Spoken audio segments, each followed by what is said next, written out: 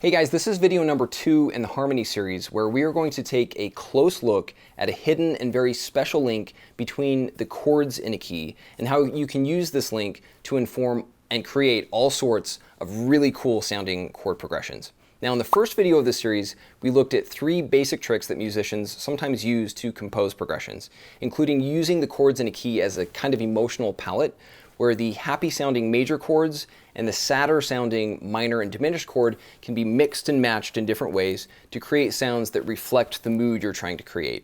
We also looked at how the melody line of a song, based on the underlying scale of that key, can guide the chords that you use. So because the scale degrees in a key and the chords in that key all are based on the same basic patterns, the melody line, if you come up with a nice melody line, you can then just flesh it out with some chords that naturally go with those notes. We also looked at how the relationships between notes in the circle of fifths can inform the kinds of notes in the chords that you play to create some really nice stuff.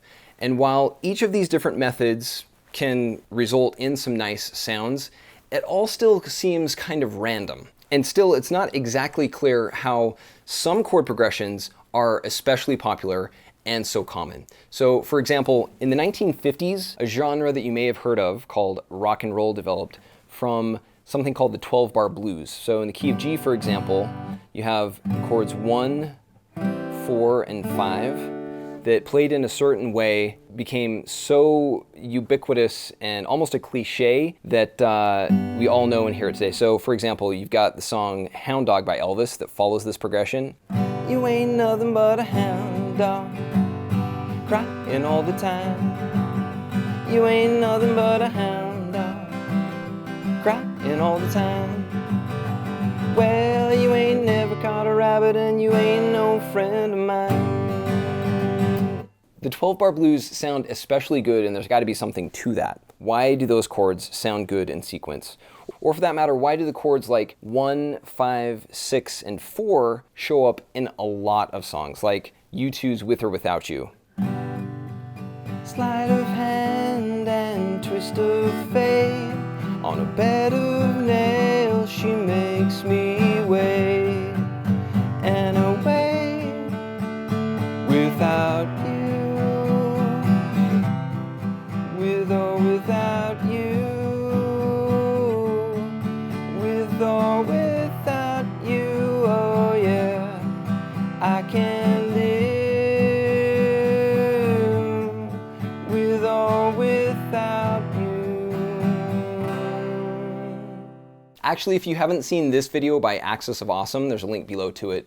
It explains how this same chord progression, 1, 5, 6, 4, is used in dozens and dozens, if not hundreds of pop songs. It's kind of a staple and, like I say, a cliche because it's used so much. So why is it used so much? And why do some chord progressions sound especially nice? Well, the answer is because there are actually some inherent connections between chords that make them gravitate towards each other and make them flow nicely from one to the next.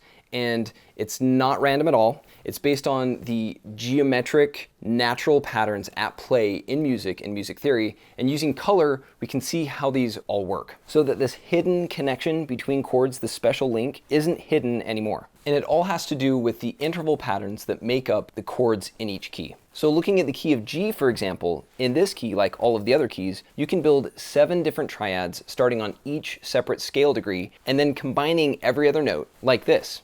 And as a result of this alternating pattern, each harmony is imbued with its own quality. Like I say, where some sound happy and others feel sad based on the intervals within them. But because they're all cut from the same cloth, as it were, they also sound compatible, which is why you can arrange them in a variety of ways and the result will always sound good. But when I say that there's a special link between these chords in a key, what I mean is that it's found in the tertian intervals that build each of these chords, or better said, in the alternating pattern that forms all of them. To see what I mean, take another look at this pattern that's used to construct each harmony. And what you'll notice is that it actually forms a continuous chain that ties everything together into a string of major thirds and minor thirds, that is, that binds every other note of the major scale like this.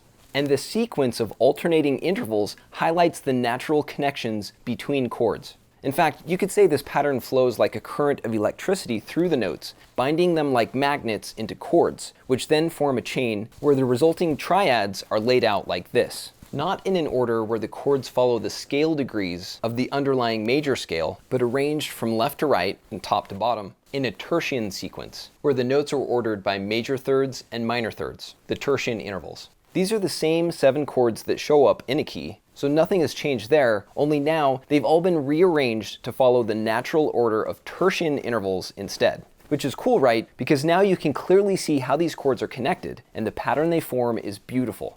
But what's even better is the way the sequence also cycles on forever when you wrap this pattern into a closed loop. Because with this perspective, you suddenly have an even more compact view of how all the harmonies relate in a key. The same chords are still present, of course, only now they've been rearranged yet again into this new and natural formation. For example, you can see the tonic chord 1 is still made of notes 1, 3, and 5, and that the minor second chord, 2, includes notes 2, 4, and 6, and that the minor third, 3, is built from notes 3, 5, and 7, etc. Nothing is fundamentally different here, except the way these patterns are depicted. But the advantage is that you now can see how these chords are connected as you move from one to the next. And when you look closely, you can see how these harmonies mix and intermingle to form their own special connections that inform why some chords sound especially good together. Like chords 1, 4, and 5 in particular, which overlap to create their own little version of heaven in the form of a harmonic holy trinity,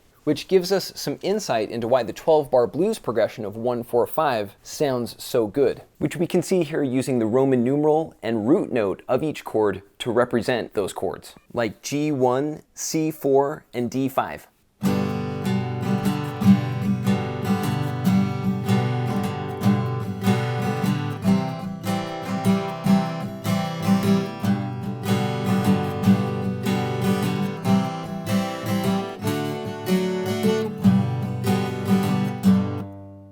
And with all of the chords condensed into this single harmonic space, we can start to explore other progressions too, like the 1, 5, 6, 4 progression that's so popular.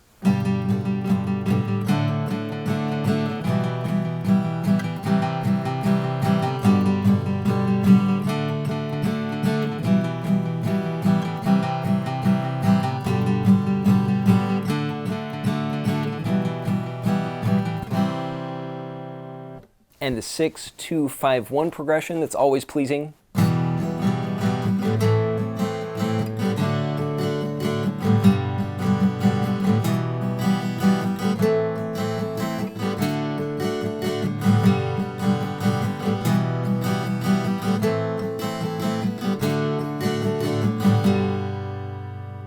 And all sorts of progressions that naturally flow through this harmonic space, all moving in ways that follow the natural connections between chords, the special harmonic relationships between chords that result in logical and satisfying chord progressions. Now, what you just saw will change everything. So I don't want to just gloss over the fact that you gained some serious insight into music theory and chord progressions, which you can then leverage to create all sorts of cool art and songs and music.